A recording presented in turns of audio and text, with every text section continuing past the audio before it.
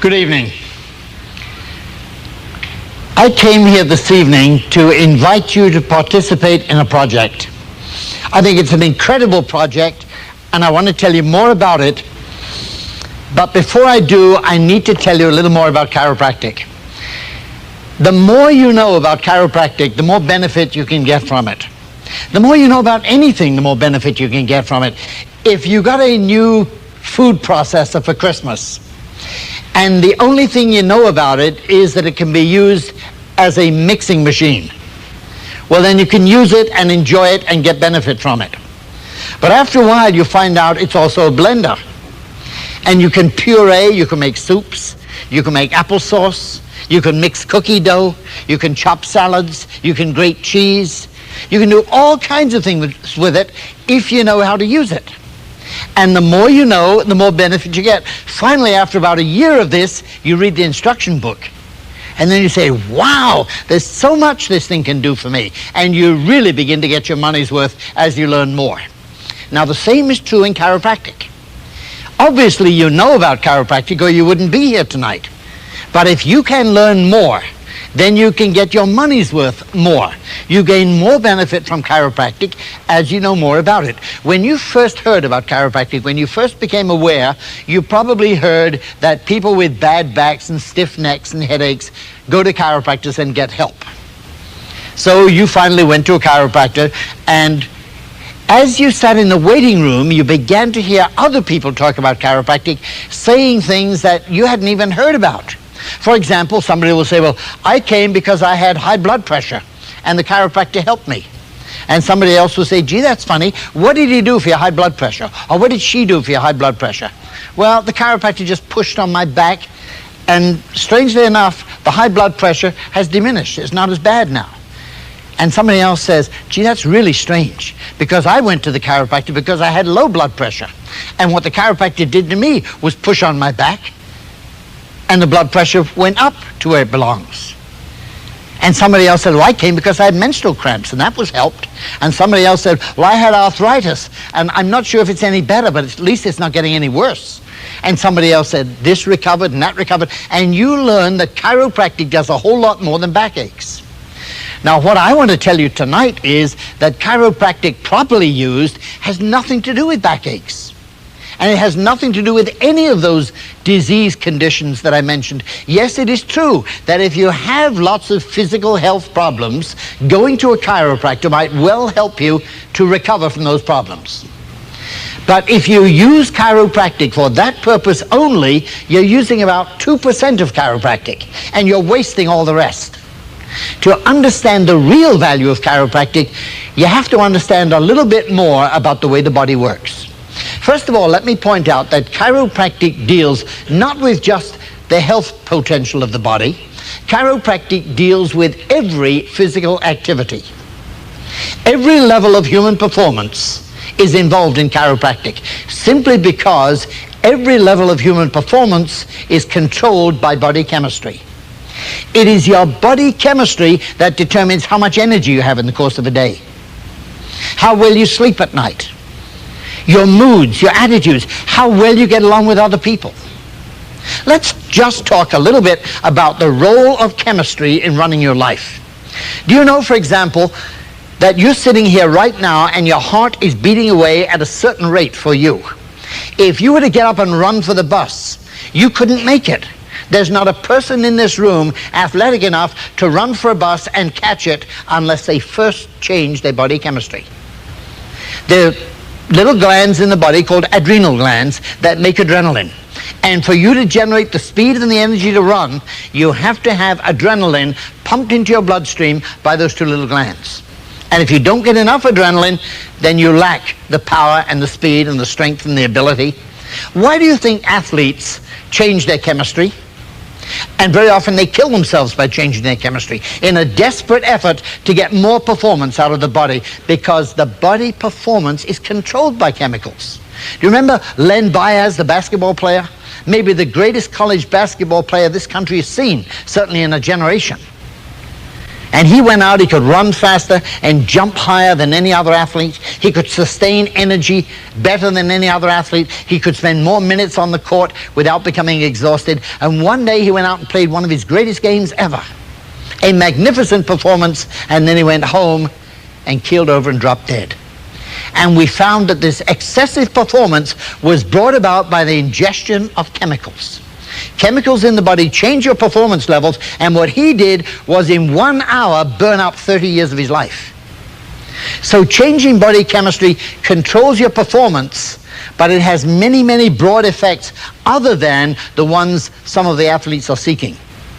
The Russian women athletes recently were stripped of their gold medals from the Goodwill Games because it was discovered that some of these women athletes had achieved male strength by taking male hormones. So they won the shot put and the discus and the javelin, but they paid a price. They grew mustaches, got deep voices, and their breasts shriveled up as their body became half male from taking these anabolic steroids. When you change body chemistry, you change performance. Do you know you can't even go to sleep at night without making a chemical? Some people make borderline quantities of that chemical. They say, well, I can sleep most of the time if I don't drink coffee. Coffee keeps me awake. Yes, of course it does. Coffee is a chemical. And if you're only making borderline amounts of the sleep chemical and you add the coffee, then you can't sleep. And some people, when they can't make the right chemicals to go to sleep, go to a drugstore and they buy a chemical. And that makes them sleep. Then they can't wake up in the morning. Because to get up in the morning, you have to make another chemical. Everything you do requires that you change your chemistry. You breathe in polluted air. The only way you can survive is by making the right chemicals. There are hundreds of different carcinogens, cancer-producing drugs in the food you eat, the air you breathe, the water you drink. How do you survive? You survive by making the right chemicals. And if you don't make enough of the right chemicals, now you're going to be a victim of some disease which you could have resisted if your body chemistry had been in the right balance. To extract nutrients from your food, your body has to make enzymes, which are chemicals. If you make the right enzymes, then the food you eat becomes good nutrition for the body. They say, well, you are what you eat. That's not true. You are what your body is able to extract from what you eat. And if your body chemistry is out of balance and you can't utilize the food, eating more doesn't help. I happen to believe the American people probably have more nutrients in their urine than the rest of the world has in its diet. They keep popping more nutrients into their system, more vitamins, more minerals, and that's okay if your body can use them. But if your body chemistry is such that you can't use them, they're just going to waste. Do you know you can't even laugh without making a chemical? Your sense of humor is controlled by chemistry. Years ago, there was a dentist by the name of Morton who tried to make dentistry painless. And he made it painless by having people breathe in a chemical called nitrous oxide. That's laughing gas. And people would breathe in this chemical and their whole sense of humor would change and they'd relax. So here comes the dentist with a bloody great drill in one hand and a pair of pliers in the other, and the patient would think, oh, that's funny. Huh? And they breathe in a little more of this chemical and they become unconscious. And if they breathe in a lot more, they become dead. See, changing your body chemistry changes your sense of humor, your degree of relaxation, your energy, changes everything. Your moods. Why do you think the police won't let you drive a car when you've been drinking alcohol? Because alcohol, as a chemical, in your bloodstream, alters your physical coordination. You can't walk a straight line, you can't talk straight, you can't think straight. But it also affects your reaction time. Your judgment is impaired. You can't see straight, you can't think straight.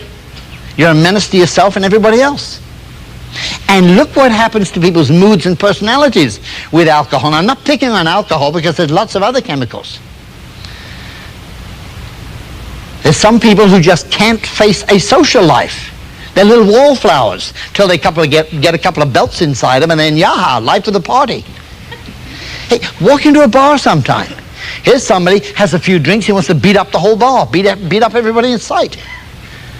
And then somebody else has a few drinks and it becomes all gabby. And somebody else has a few drinks and becomes all lovey-dovey. Huh? Can't do anything about it, but he's all lovey-dovey. So changing your body chemistry really changes who you are. It changes your ability to resist disease. If you breathe in ragweed pollen in the summertime, your body responds by making a chemical called histamine.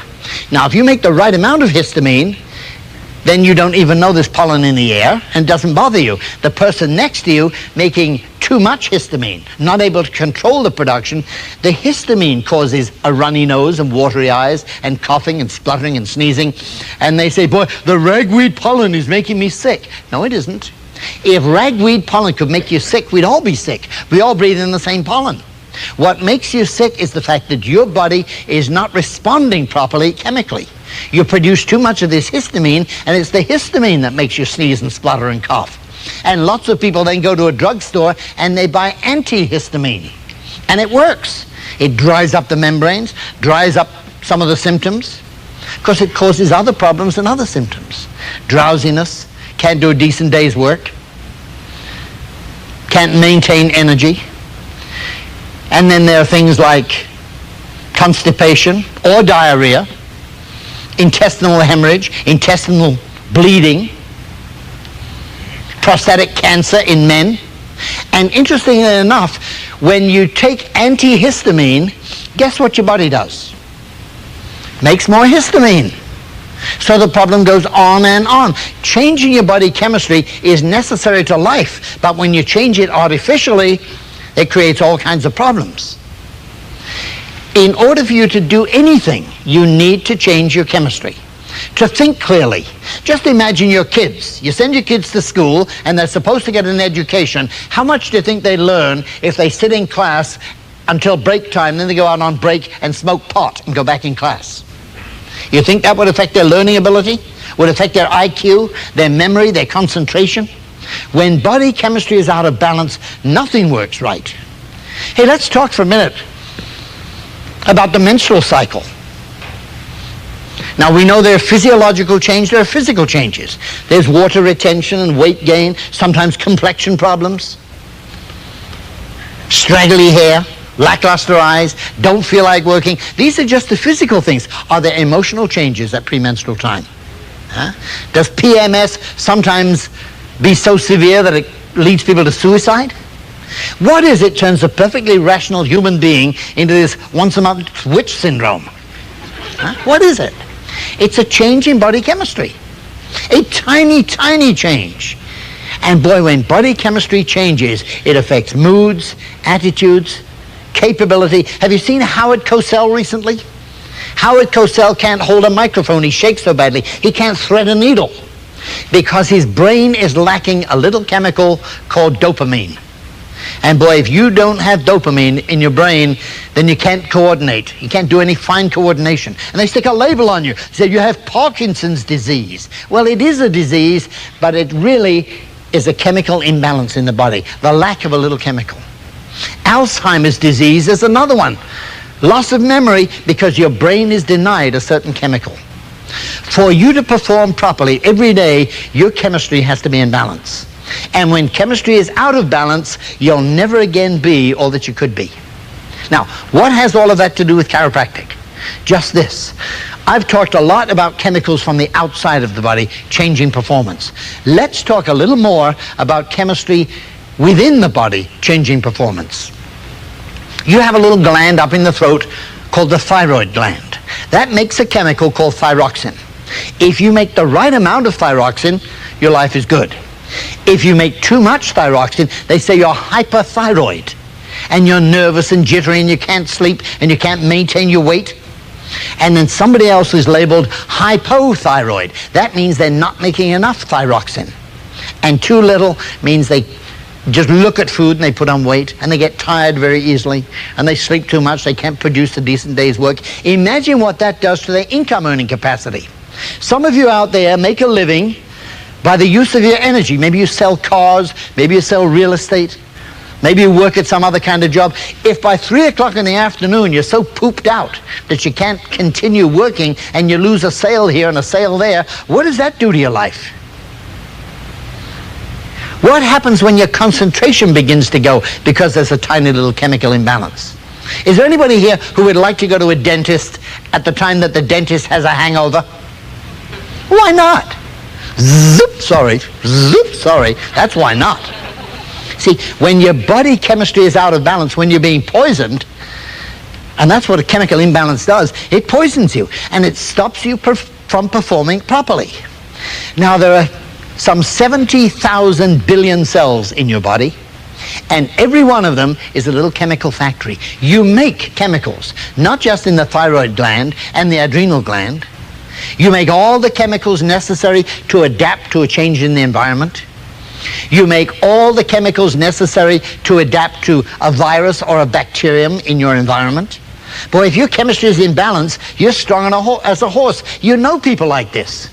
There are times in your life when you can get soaking wet, get on an air-conditioned bus for 3 hours, have people sneezing in your face all the time, and you couldn't get a cold if you tried. With all the virus around you, your chemical balance is so good that your resistance is high. Then there are other times when somebody will sneeze in Boston and you got the flu in Stroudsburg. And why are you so susceptible? Because sometimes your chemistry is a little out of balance. You're a little run down, you say. Run down means chemical imbalance. You have 70,000 billion cells that make chemicals. Boy, if they're all making the right chemicals in harmony, you're in perfect chemical balance, and you're all the you that you're going to be. You're the best that you can be when your body chemistry is in perfect harmony. Not only is it not messed up from the outside, but the body itself is making thousands, tens of thousands of different chemicals in the right performance levels all of the time. You make the right quantity, the right quality, right place, right time. You eat meat, and your body has to make an enzyme to digest meat. Now, if that enzyme is not there, you have indigestion. And then when the meat is gone from your stomach, then you're going to make the enzyme. Then it does you more harm than good, and you have indigestion again. You have a different problem. If your chemistry is not in balance, you're eating yourself up. It is the job of your glands and organs to make the chemicals. Again, what does that have to do with chiropractic? Just this. For you to make the right chemicals, they have to be controlled by a master control system. How do the chemical producing glands know what other parts of the body need? How does your heart know at this second how much activity the legs are doing? Are you sitting down or are you running for a bus? How does the heart know that? Simply because all parts of the body are constantly feeding a stream of information to the brain. The brain is the central computer. This is why chiropractic is so involved. This brain is a fascinating organ. A lot of people think the brain is just like a blob sitting up in the head, but it isn't. It's a blob on a stick. See, that's what the brain looks like. I'm fascinated by this organ. Not only does it run everything in the body, it runs the production of every single chemical. It controls all function in the body, whether you're awake or whether you're asleep. This brain and spinal cord start out in an amazing way. Let's talk about the creation of a new human being. A new human being is formed by the union of a tiny little female egg cell. This thing is about the size of a dot made by a fine-pointed pencil. So small you can barely see it with the naked eye, and it's not even a complete cell. It's missing half its chromosomes. It meets up with a male sperm cell that's even tinier. Maybe a little smarter. Okay. So it's smaller. It too is missing half its chromosomes. So we have two half cells that unite and form one perfect cell. Now this one cell gets a little bigger and it divides into two. And then it divides again and becomes 4, 8, 16, 30. Just keeps multiplying. After about 8 weeks, when this blob of cells looks something like a little mulberry, an amazing thing happens. See, they all started out as one single cell. They should all be the same. After about 8 weeks, some of the cells begin to change and form an organ. Guess what the first organ is? It's not the heart. It's not the skeleton. See, if I were drawing a human body, I'd probably start with the skeleton. You can see what kind of an artist I am. I'd start with the skeleton and fit in the bits and pieces wherever there's room. Nature doesn't do that. Nature says the first thing we'll set up is a control system. The first organ to form is the brain and spinal cord. Then after it has formed, before any organs show up, branches develop. Major nerve trunks from the brain and spinal cord. Those divide and redivide and subdivide and spread out in a network all over the body.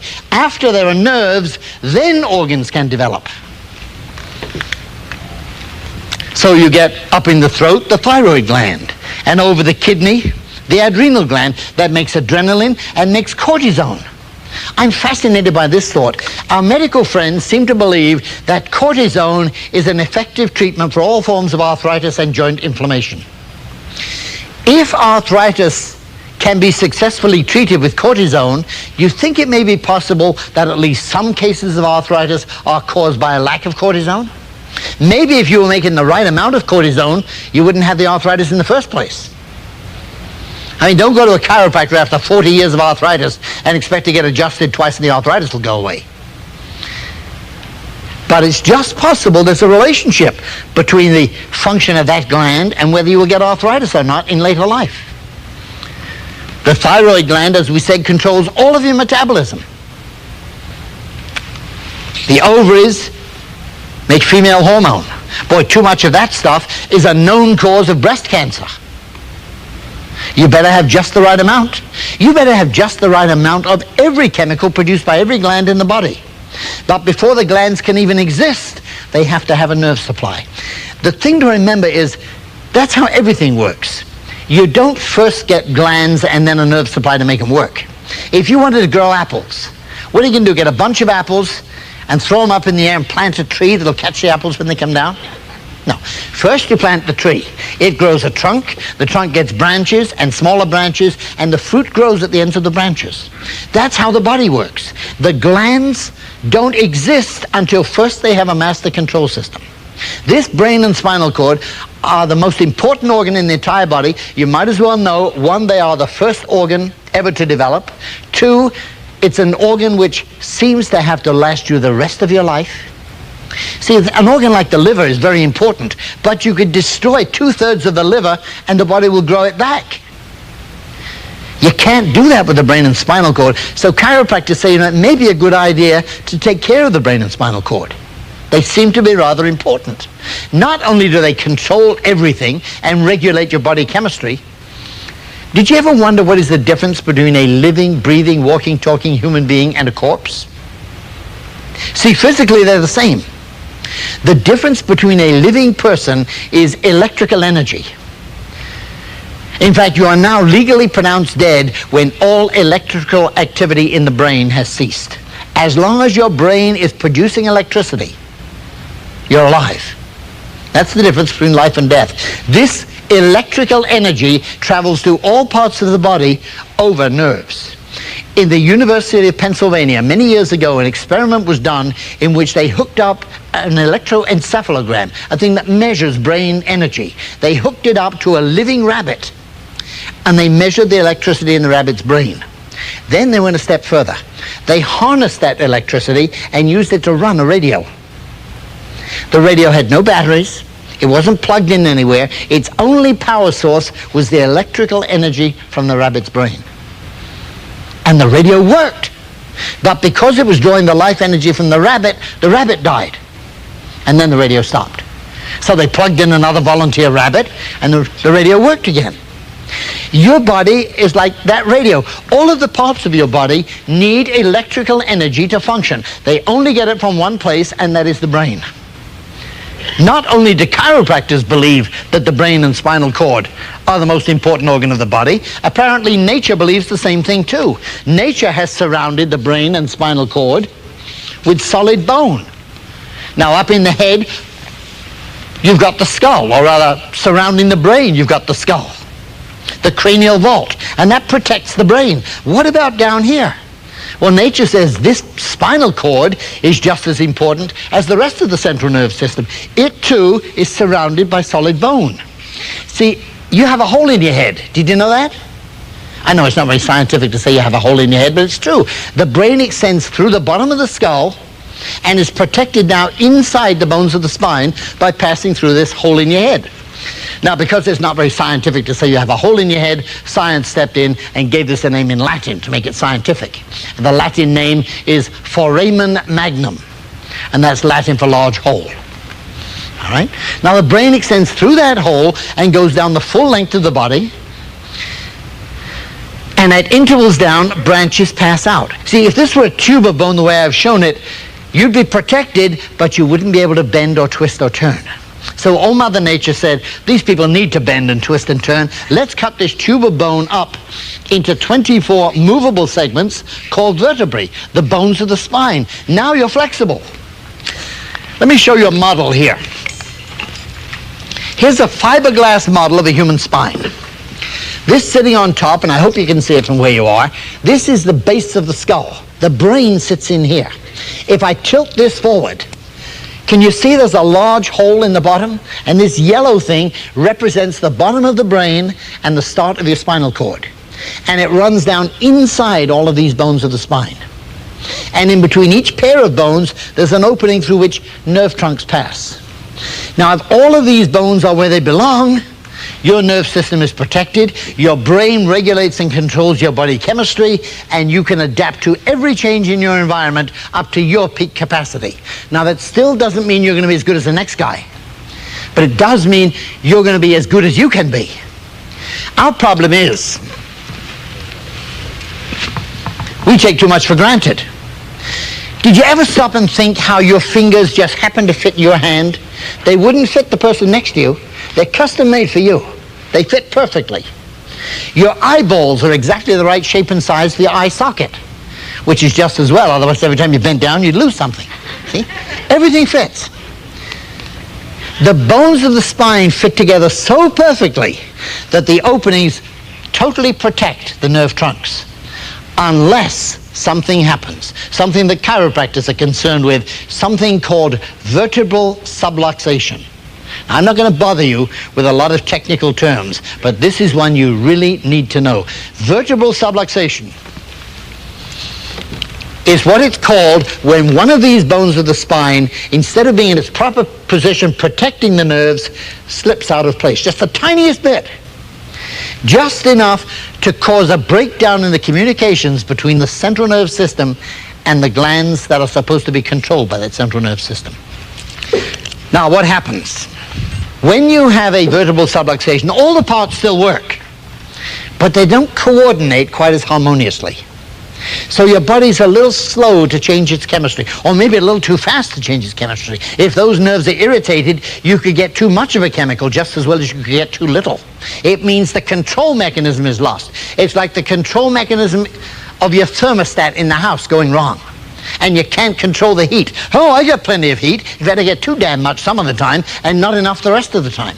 That's what happens to the control of these organs when you have a vertebral subluxation. Now, when you have a vertebral subluxation, your body begins to undergo subtle, abnormal chemistry. The thyroid gland here makes a little too much thyroxine.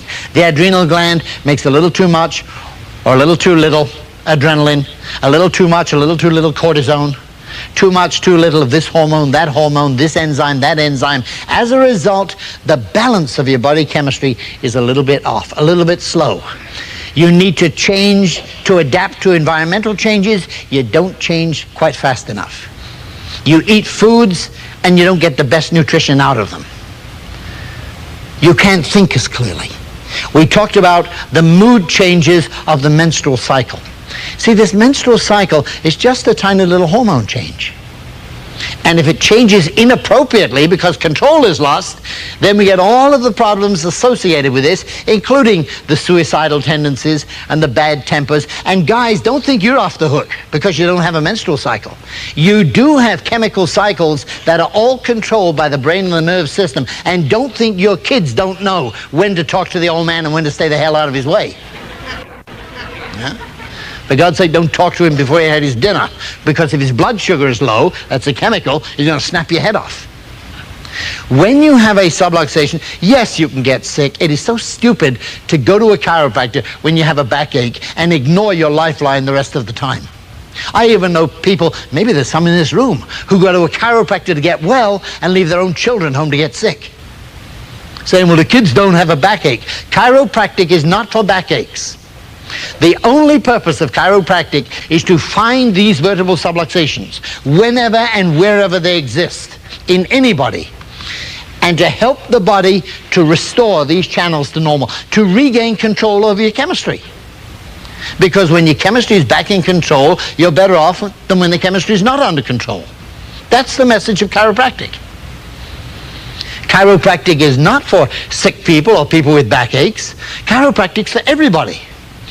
And it's funny, I talk about this, and you're watching this, and you're saying, boy, I'm glad I don't have one of those subluxations. Yes, you do. And I'll prove it to you right now, if you haven't been going to the chiropractor regularly. Do you ever watch a 1-year-old learning to walk? Learning to stand, to walk, to run? Does the kid ever fall down? Like 30 times a day? Or 300 times a day? Forget the 1-year-old. Let's move up to a 2-year-old. Were you ever 2? Let's watch a day in the life of a 2-year-old. The 2-year-old gets up in the morning. First thing he does is fall out of bed. Whack. Subluxation. Now he gets back in and kicks his brother out. You got 2 of them subluxated. They come down to breakfast one step at a time on their rear end. Bump, bump, bump. You think that's good for the spine? Okay, the kid's not subluxated yet. Now let him go out and play. He rolls down the hill. He fights, he wrestles. He falls off his scooter, falls off his skates, falls off his skateboard, falls off his bicycle, falls off his tricycle, falls out of a tree. Just in case he's not subluxated, before he sits down to lunch, he dives into the sofa head first 6 times. See? This was you growing up. You grew up subluxated all of your life. But you didn't have a backache all of your life. You didn't have headaches. If a little girl aged 3 falls off her tricycle and gets a subluxation that damages the nerve supply to the ovaries, she's not going to get menstrual cramps at age 3 or at 13, maybe not at 23 or 33. But at a certain age, maybe she now comes down with breast cancer, because a known cause of breast cancer is an excess of that female hormone that's made in the ovaries. And it could have come from that fall. The fact is, anything you do to cause a subluxation sets your body chemistry out of balance, and it messes up your entire life. When you have a subluxation, yes, it will interfere with your health capacity, but it will also interfere with your work capacity, your concentration, your memory, your sense of humor, your digestion, your ability to earn a living, your sex life, your relationships with your kids, your friendships with other people. I had a person tell me the other day, she wasn't sure. She said, we've been under chiropractic care for a few months now, and I think something strange is happening. Is it possible that when you get adjusted, food tastes better? Of course, because the taste buds are controlled chemically. I was talking with a dentist who tells me that the chemical content of the saliva is what determines the rate of cavities. That's why they don't want you to eat sweets, because it makes the saliva acid. Well, supposing you have a subluxation that alters your chemistry and makes your saliva more acid, couldn't that give you more dental caries? Well, can you prove that? I don't need to prove it. You have to understand that there's no way on God's earth you can have a subluxation that doesn't mess up your life somehow. I don't have to know how. And if you come to me or any other chiropractor with a certain ache or a pain or a disease and say, was it caused by subluxation? The only honest answer is, I have no idea. But whether that condition is caused by subluxation or not, you don't want to go through life with subluxation. And the point is, every child grows up with subluxations. It really bothers me to see people go to a chiropractor to get well and leave their kids home to get sick. You have to understand one major thing. Vertebral subluxation, this deadly killer, this destroyer of happiness, does not have symptoms. Sitting here right now, you don't know if you have a subluxation. I'm a chiropractor and I've been one for a long time. I don't know if I have a subluxation. It doesn't hurt. So what I do is regularly, at least once a week, I go to my chiropractor and get my spine checked. See, the chiropractor is a trained expert in finding subluxation. I really get frustrated by patients who come in and they say, boy, I really need it today. What they're saying is, I hurt today, therefore I think I must need it. The other side of that is, if you don't hurt, maybe you don't need it. Hey, maybe you don't. But the only way to find out is to see an expert who will check your spine. I wish you had a big red light in the middle of your forehead, and every time you got a subluxation, it would flash. Tilt. Then you look in the mirror, and you know you need a chiropractor. But you don't have a red light. How do you know if you need a chiropractor? Answer, you don't. The only way to find out is to go to a chiropractor who's trained in it, who will check your spine, find subluxations, and correct them. Please don't wait until symptoms show up. You understand, of course, that symptoms are the last stage of disease, not the first stage. Hey, pick up today's newspaper. Wherever you live, and you've come from far and wide, wherever you live, pick up today's newspaper and read about the person who never had a sick day in his life and then keeled over and dropped dead of a heart attack. He didn't go from perfect health to perfect death. Somewhere in between, there was a cause that was ignored month after month and year after year. You don't go to a chiropractor when you're sick, or when you're sick only, waiting for symptoms to show up. Intelligent people go regularly throughout their life, and I would love to see you get your focus away from the sickness and disease that's caused by subluxation and focus instead on all the other lessening of human potential, the loss of energy, the loss of coordination, the loss of stamina, the loss of everything. When you have vertebral subluxation, it affects your entire life by the slow process of poisoning of the body by improper chemical balance. So let's understand, chiropractic is not just for sick people. Virtually everybody got subluxated in childbirth and has been subluxated all of their life, and when you have a subluxation, you have no way of knowing it without having your spine checked by an expert. That's what chiropractic family lifetime maintenance care is all about. If you have a halfway decent car, you don't drive it until the engine seizes up. You have a brain in your head, you get the car serviced regularly. Do the same with your body. If your car engine seizes up, you can throw the damn thing away and buy a new one for money. When your body seizes up because of neglect, it's too late. Don't use chiropractic care as a patch-up. Use it intelligently. The way you get your car serviced, get your body serviced. Now, I want to get down to my project that I want to invite you to join. Most of you here, I think, are chiropractic patients, and I know a great number of you have your families coming in regularly. But do you realize how many people there are in your community that don't know about chiropractic? There are kids growing up with subluxations, your friends.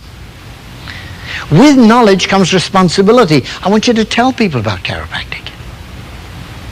Voltaire said the hottest place in hell is reserved for all the good people who see evil being done and stand idly by. Is that us? Do we see kids growing up unnecessarily limited because of subluxations? Never doing as well as they could? Your kids may be sitting in school and they're coming home with B's and A minus. Hey, they could be getting straight A's if their chemistry wasn't messed up. You can't get decent grades when you're sitting in school smoking pot, and you can't get decent grades when your chemistry is out of balance from subluxation. And you can't do a decent day's work. Some of you are employers. Would you, let's say you're an employer, you're a construction contractor.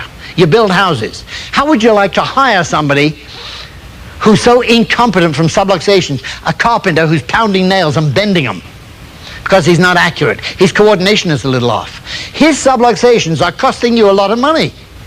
You're paying a full day's pay for a half a day's work, and then somebody else has got to clean up after him. You must realize, please, the damage that's done by subluxations, not only aches and pains and days off from work for sickness. I'm talking about incompetence on the job. People arguing on the job because they're out of balance.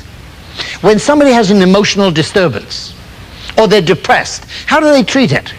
They go to a doctor who gives them chemicals. The cause of the problem is usually chemical. And very often it's a chemical imbalance caused by subluxation. Give yourself, give your family, give your neighbors a decent chance at a balancing body chemistry so you can be physically, emotionally, mentally, spiritually in good shape. Everything is controlled by body chemistry.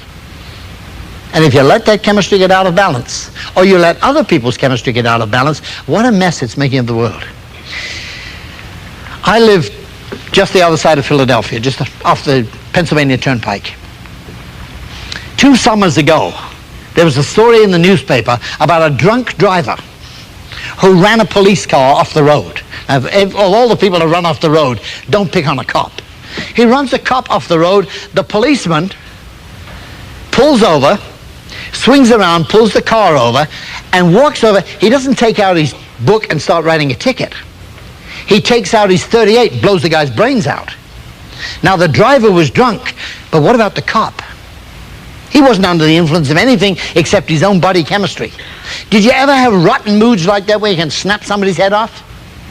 It's caused by an imbalance in body chemistry. You're living in a world in which everybody's subluxated. I flew in the other day from Toronto, and there were 200 other passengers on the plane. The damn pilot was subluxated. That affects his judgment.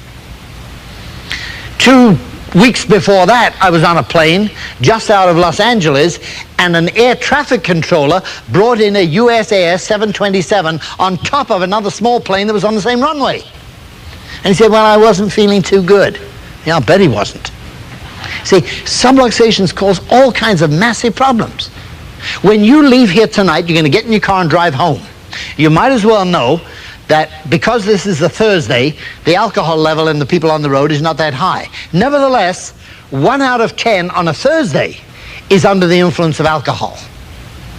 Another 1 or 2 out of 10 are under the influence of some other chemical, and all the damn rest are subluxated. It's not safe out there. What I'm thinking of is making this a safer community. Wouldn't you like to be able to call somebody to fix your roof and know that he's going to give you a decent day's work for a decent day's pay because he's not subluxated? Have you ever felt so irritated, either chemically or for any other reason, that you're going to snap somebody's head off? Hey, down in Washington, D.C., you got people making judgments for the whole world, and they're subluxated. That's scary. You think the Ayatollah Khamenei wasn't subluxated? Or Saddam Hussein? I'd love to check his body chemistry. Huh? Why do you want to go through life with your body chemistry out of balance, getting by? Please talk to your chiropractor about a lifetime family maintenance fee system. Let's set up a fee so you and your spouse and all the kids can get the chiropractic care you need, not just go when your back hurts or your head aches. In addition to that, won't you join me in a campaign to make this a better neighborhood, a better community, a better country, maybe a better world? This is what I'm talking about. There are kids out there just growing up subluxated because their parents don't know. With knowledge comes responsibility. Don't you care about these kids? Have you seen the ads on television that friends don't let friends drive drunk? Hey, well, friends don't let friends walk around subluxated either. I had an experience in my office, and I was talking about this today to a group of people. A new patient walks into the office accompanied by his 12-year-old son, who was an asthmatic. And like so many asthmatics, when he started to get adjusted, the asthma cleared up. And as he walked in, he saw an old friend sitting in the corner, and he said to the friend, "Oh, how long have you been coming here?" And the friend said, "Oh, I've been coming for about 9 years. How about you?" He said, "I've just been coming for a couple of weeks. No thanks to you." "What did I do?" "What do you mean, no thanks to me?" He said, "What did you do? Every Tuesday night you come over to my house to play poker. You call yourself my friend. You eat my food, you drink my booze. You heard my kid gasping for air in the next room, and you never said a word about chiropractic. You knew about chiropractic for 9 years, and you let that kid suffer. He came in here for a couple of visits, and he's better already. I know twice you were sitting in my house when the ambulance came and dragged this kid off to the hospital because he needed emergency treatment for the asthma. If you'd only said one word, this kid could have been better that long ago." Now I'm asking you to think of your friends and your neighbors who need to know what you know. Come to think of it, the only way you found out about chiropractic in the first place is somebody cared enough for you to tell you about it. Won't you join this crusade and tell somebody else? Do you realize that if everybody in this room were to tell other people your personal experiences with chiropractic and tell them what you know, you could make an incredible difference in the future. Kids who are growing up getting nothing out of their schooling could start to get better grades, better livelihoods. Maybe they won't have to take to the streets and crime and peddle drugs if they can make a decent living. You have no concept of the damage that's being done to humanity by these subluxations. I invite you to join me in a crusade to share what you know. I'm really embarrassed to come all this way to talk with you and find we could have seating for another 200 or 300 people if you'd only brought in more friends. Let me teach you how to share chiropractic with other people. It's very easy. You don't have to get up and give them an hour's lecture. Remember the letter N. This is how we're going to explain chiropractic. 5 simple steps. Number 1, chiropractic deals with every level of human performance. There's not a thing a human being does that is not in the realm of chiropractic, because all of human performance is controlled by body chemistry. When people ask you about chiropractic, don't start talking about the spine and the nerves. That's too technical, and it's not really what chiropractic is all about. What chiropractic is about is raising the level of human performance. And all performance is controlled by chemistry. And the chemistry is controlled by glands that make chemicals. Tens of thousands of glands, 70,000 billion cells in the body, all making chemicals. For them to make the right chemicals for chemical balance and maximum performance, those glands have to be under the control of the central nerve system. That's the system that maintains control, the brain and the spinal cord. When they're in control and all the glands are harmonized, doesn't matter what age you are, your body will do the best that it can because the master control mechanism, the brain, is in charge. That system is controlled and protected, of course, by bone. Now we have the perfect 5 principles. Every level of human performance is controlled by chemistry. The chemistry in balance is the result of glands producing the right chemicals because they're harmonized by the nerve system. The nerves, in turn, are protected by bone. Until vertebral subluxation. What's that? Vertebral subluxation means the bone has slipped from its proper positioning. Now, instead of protecting the nerves, it's actually irritating the nerves. When the nerves are not coordinated properly, the glands lose their control mechanism. The glands still make chemicals, but not in perfect harmony.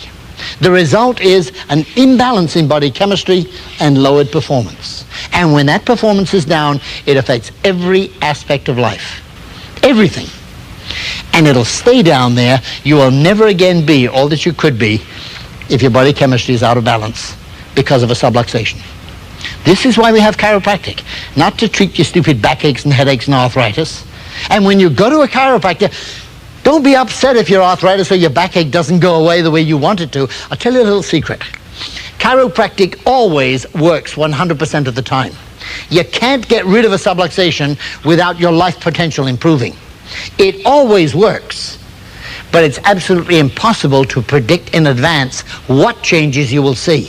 And some of you want to know, don't you? Ask the chiropractor, you think my sciatica will go away? The honest answer is, how the hell do I know?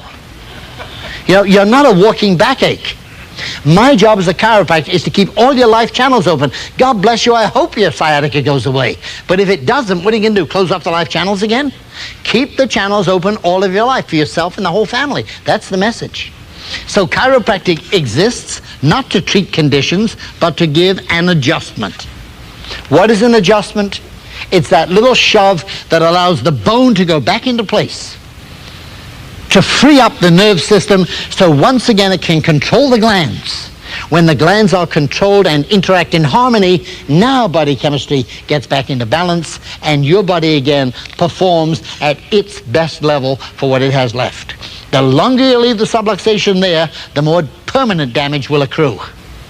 Don't believe that if you get adjusted, you'll never have a problem again or your current disease will go away. I can promise you one thing. When subluxations, I'll promise you 2 things. I won't promise you you'll get well, but I will promise you if you keep your subluxations, you'll get worse. That's an absolute promise. There's no way you can keep those subluxations there without getting worse year by year by year. The damage from vertebral subluxation is cumulative. If you had the subluxation since you were 1 and you got adjusted a day later, well, that's not so terrible. You get adjusted a month later, that's not so great. You get adjusted 30 years later, don't be surprised if some of the damage is permanent. Don't let your kids and your grandchildren start chiropractic as late as you did.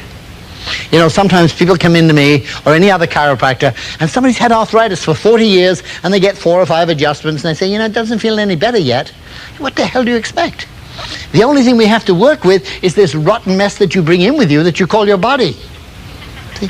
What I said is, why don't you get in the car and go home and bring in your grandchildren? So 40 years later, they're not in the same rotten mess looking for a miracle. The job of chiropractic is to correct the subluxation and free up the nerve system so it can once again take control of the glands, bring your chemistry into as much balance as it can so that your performance levels will go back to as high as they can go. If you want to get more results, start your chiropractic care earlier. Now, I want to ask you one more time this final thing. Won't you please help somebody else as you were helped? I'd like you to do two things now. When you go home, the first thing I would like you to do is call up the person who first told you about chiropractic and say thanks. Tell them how you feel. They send so many people to a chiropractor and nobody ever bothers to say thank you. And then the next thing is to sit down and make a little list of some of the people that you're going to tell about chiropractic. If you get home early enough, maybe you can tell them tonight. Let's start the phone calls tonight. Boy, I would love to come back here 6 months from now and talk to all of your friends and all of your neighbors that got into chiropractic care because of you. And you can sit back and know when that kid does well and gets into a good college, the only reason you get into that college is because I told his parents about chiropractic. Hey, not too shabby. It's one thing you can do for humanity that doesn't cost you anything. And then you can do what I do. Go home at night to sleep, put your head on the pillow, and fall asleep with a big old grin on your face because you know you did good stuff that day, and the world's a better place because you took the time and the trouble to care about somebody else. Thank you, and good night.